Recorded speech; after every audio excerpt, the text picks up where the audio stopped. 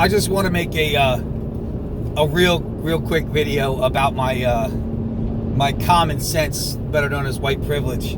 I just saw the results in South Carolina, right? And Joe Biden won by a landslide in the older black community. So one has to ask the question, because it's common sense logic. Is it terrible to be black? Like, are they still oppressed? Are they still victims? Is everything still the white man's fault or not? Because you can't say, I'm voting for Joe Biden because he's going to make my life better because my life is so hard because I'm black, and overlook the fact that Joe Biden was in power with a black president for 8 years. So they must have made your life better if you're reelecting him. And in 8 years, I'm sure it got a lot better. I mean, 8 years is a long time. You can change a lot of things. It's half a generation. You can fix a lot of stuff. Can't fix everything, of course, but you can make it a lot better. So then what you're saying is your life is so much better than it was 8 years ago, 12 years, 11 years ago now.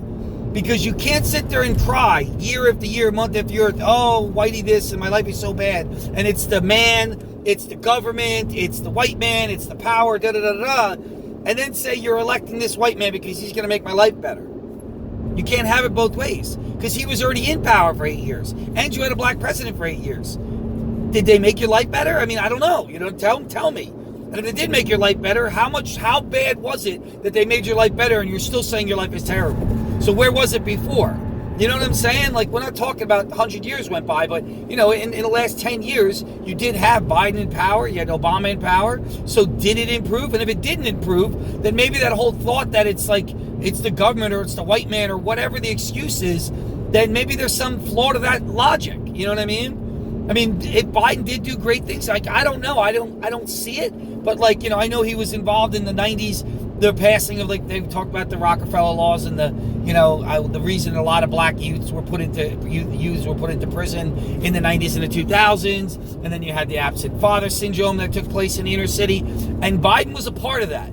Now, in defense of him and Clinton, I do understand it was a different world back then, and there was a lot of scared people over crack and everything else, and maybe they overreacted. No doubt, well, obviously, I hate those laws, but I'm just saying, maybe they overreacted. I'm not saying they did it because of racism. Maybe they just didn't look at it the right way. You know what I mean? Maybe they didn't understand what they were doing. Maybe they didn't understand the consequences, or maybe they were just bought and paid for, which is what I really think was going on, because private prisons had just become popular then, and then you notice there's always a correlation in the timelines. Oh, late 80s, early 90s, oh, private prisons become a thing.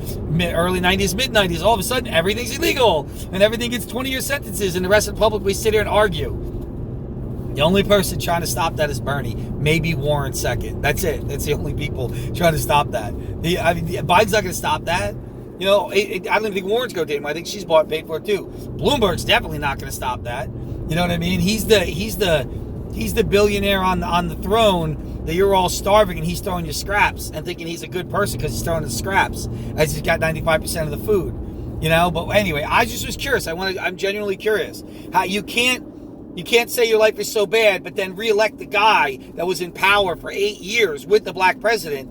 And okay, so then why are you reelecting him? Obviously, he didn't make your life better.